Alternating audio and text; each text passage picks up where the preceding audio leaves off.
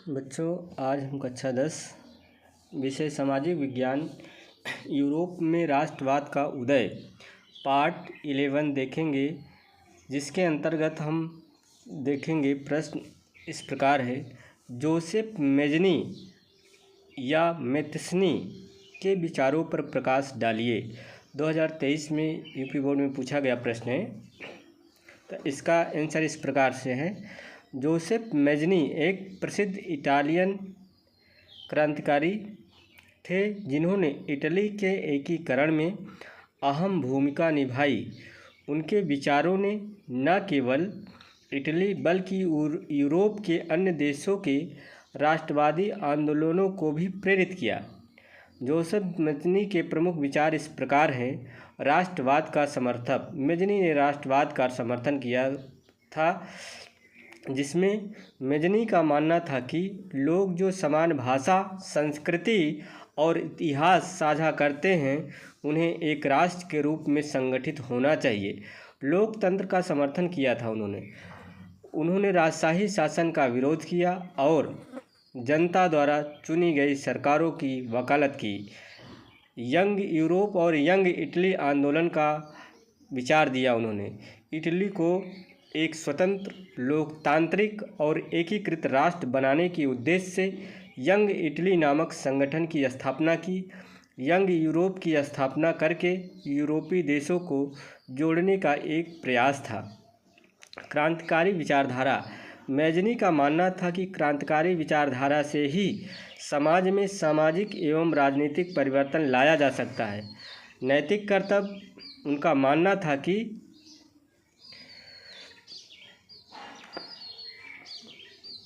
मानना था कि नागरिकों का यह नैतिक कर्तव्य है कि राष्ट्र के लिए काम करें और उसमें योगदान दें। तो निष्कर्ष के रूप में देखते हैं, जोसेफ मेज़नी के विचारों ने इटली और अन्य देशों में राष्ट्रवाद को मजबूती दी। उन्होंने युवाओं को प्रेरित किया कि वे स्वतंत्रता और एकता के लिए संघर्ष करें। उनके विचार आज भी राष्ट्र निर्माण की दिशा में प्रेरणादायक माने जाते हैं।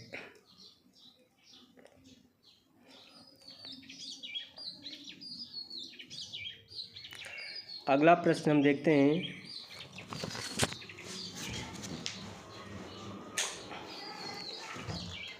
यूरोप में राष्ट्रवाद के उदय में जर्मनी एवं इटली के एकीकरण का योगदान बताइए। 19वीं 2022, 23, 24 में पूछा गया प्रश्न, जो कि इम्पोर्टेंट प्रश्न है। आगामी 2026 की यूपी बोर्ड के एग्ज़ाम में पूछने की प्रबल संभावना है। तो इसका आंसर हम देखते हैं। 19वीं शताब्दी में यूरोप में राष्ट्रवाद का विचार तेज़ी से फैलने लगा। इस आंदोलन में जर्मनी और इटली के एकीकरण ने एक अहम भूमिका निभाई।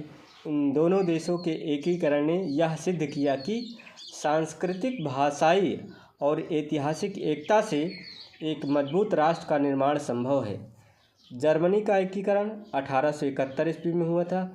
इसके बारे में देखते हैं। जर्मनी 39 छोटे छोटे राज्यों में बटा हुआ था, जिसमें प्रशा सबसे शक्तिशाली राज्य था। बिस्मार्क, दूसरा पॉइंट है, बिस्मार्क प्रशा के प्रधानमंत्री ने 3 युद्धों के जरिए डेनमार्क, ऑस्ट्रिया, फ्रांस, जर्मन राज्यों को एकजुट किया। 1871 में वर्साय के महल में विलियम फर्स्ट को जर्मनी का सम्राट घोषित किया गया। चौथा पॉइंट है, इस एकीकरण ने यह दिखाया कि सैन्य शक्ति और कूटनीति से एक राष्ट्र का निर्माण किया जा सकता है। इटली का एकीकरण 1861 से 1870।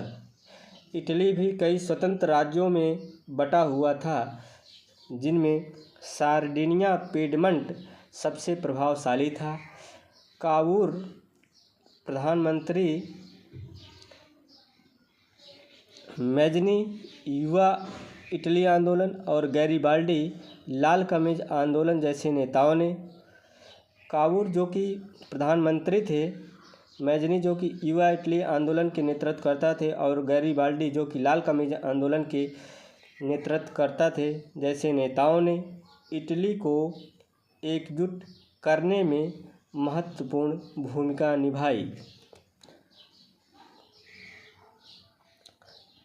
1861 में विक्टर इमैनुअल द्वितीय को इटली का राजा घोषित किया गया और 1870 तक रोम को भी इसमें मिला लिया गया।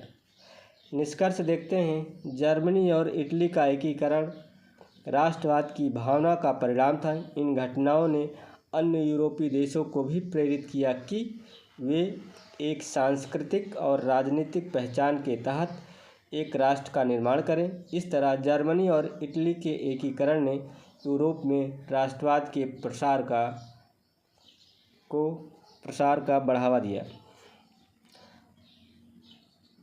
अब हम देखते हैं कि पूरे यूरोप में राष्ट्रवाद का उदय, इसको हम संक्षेप में समझने का प्रयास करते हैं और ये हेडिंग हमें याद होनी चाहिए। यूरोप में राष्ट्रवाद का उदय। सर्वप्रथम राष्ट्र का अर्थ क्या है? तो राष्ट्रवाद का अर्थ होता है देश के प्रति समर्पण। इसके लिए हम विभिन्न माध्यम हो सकते हैं, जैसे राष्ट्रीय प्रतीक हमारा तिरंगा झंडा हो गया, हमारे नेशनल एंथम हो गए। तो इसके माध्यम से हम अपना एक भाव को प्रदर्शित करते हैं। तो फ्रांस में राष्ट्रवाद का उदय। फ्रेडरिक सारियो का कल्पनादर्श। राष्ट्र राज्य की अवधारणा का विकास। एक शक्ति के रूप में राष्ट्र का विकास। इन विचारों के माध्यम से हम राष्ट्रवाद का अर्थ समझते हैं। तो राष्ट्रवाद इस चरण में सर्वप्रथम हम देखते हैं फ्रांसीसी क्रांति 1789। तो किस प्रकार से होती है देखते हैं। लुई 16वें का अंत, राजतंत्र समाप्त, प्रजातंत्र शुरू हो जाता है। ये 1789 की फ्रांसीसी क्रांति ही थी कि राजतंत्र का समापन होता है और प्रजातंत्र की शुरुआत होती है। लुई 16वें का अंत होता है। इसके अंतर्गत जैकोबिन क्लब की स्थापना की गई थी। सामूहिक पहचान की भावना जागृत हुई।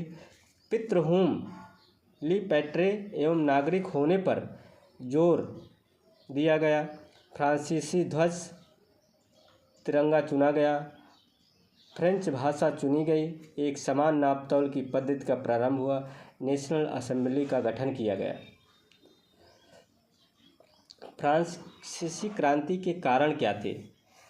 अयोग्य शासक थे, मध्यम वर्ग का उदय हो चुका था, मजदूर वर्ग की दुर्दशा, बहुत स्थिति दयनीय थी, आम जनता की दयनीय स्थिति थी, आज़ादी पर प्रतिबंध था, इसलिए लोग आज़ाद होना चाहते थे। नेपोलियन का योगदान। जन्म नेपोलियन को होता है 1769 ईस्वी में। नेपोलियन का फ्रांस पर अधिकार हो जाता है। 1804 में नेपोलियन सिविल कोड जारी करता है। भूदास्ता व जागीरी प्रथा को समाप्त किया। जन्म के आधार पर विशेषाधिकार को समाप्त कर देता है। ये नेपोलियन ही था कि यातायात एवं संचार व्यवस्था में सुधार करता है और इसने एक समान माप तौल की पद्धति को पूरे राज्य में लागू कर दिया। जाल बेराइन शुल्क संघ 1834 ईस्वी में इसकी स्थापना की गई थी। प्रशिया की पहल पर स्थापित किया गया था। शुल्क अवरोध समाप्त होना था। तो इसमें मतलब था कि एक राज्य से दूसरे राज्य में जाने पर जो टैक्स लिया जाता था उसको समाप्त कर दिया गया था। मुद्राओं की संख्या 30 से घटाकर 2 कर दी गई थी। आगे देखते हैं यूरोप में राष्ट्रवाद का निर्माण। तो कैसे होता है? यूरोप में 2 तरह के लोग थे। एक राजशाही लोग थे जिन्हें कुलीन वर्ग बोला जाता था, और एक थे कि गरीब लोग थे जिन्हें निम्न वर्ग बोला जाता था। यूरोप में कोई राष्ट्र राज्य नहीं था। जैसे जर्मनी, इटली आदि। औद्योगिक क्रांति होती है और मध्यम वर्ग का उदय होता है। पढ़े लिखे लोग यही राष्ट्रवाद की भावना को एक दूसरे में फैलाते हैं। उदारवाद का प्रारंभ 19वीं शताब्दी में हो जाता है। उदारवाद का अर्थ क्या होता है? व्यक्ति के लिए आज़ादी और कानून के समक्ष सबकी बराबरी, अर्थात कानून के समक्ष सभी लोग समान हैं। यह सबकी सहमति से बनी सरकार पर जोर देता था। 1815 के बाद का युग, वियना संधि ऑस्ट्रिया के चांसलर ड्यूक मेटरनिख की अध्यक्षता में हुए थे। वाटरलू का युद्ध होता है। ब्रिटेन, रूस, प्रशा तथा ऑस्ट्रिया ने नेपोलियन को हरा देता है किसमें? वाटरलू के युद्ध में। फ्रांस की सीमाओं पर कई राज्य स्थापित कर दिया जाता है। बूर्बो वंश वापस आ जाता है। कुछ प्रमुख क्रांतिकारी घटनाएं। यूरोप पुनः तानाशाही शासन के चंगुल में आ जाता है।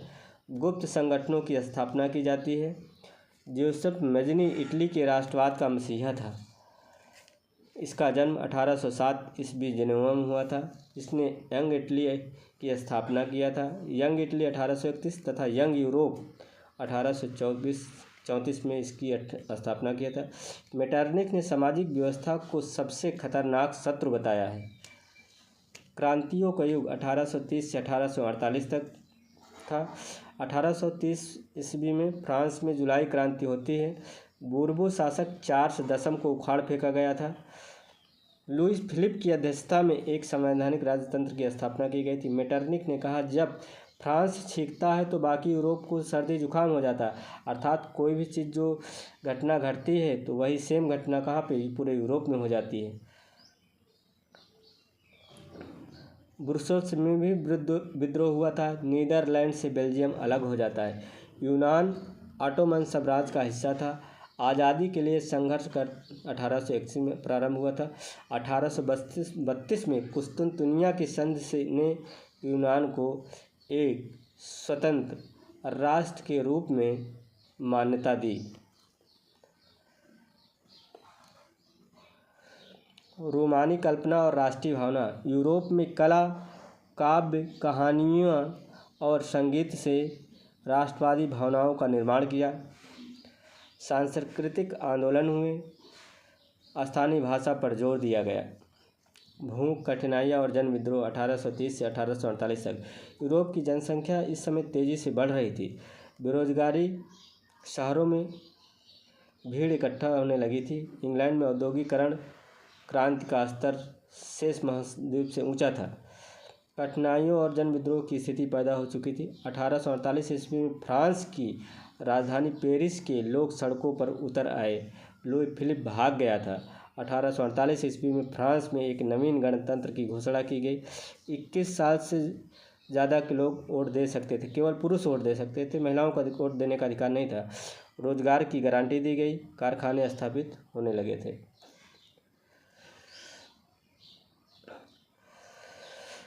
बच्चों, इसके आगे हम अगले भाग में देखेंगे। बहुत बहुत धन्यवाद।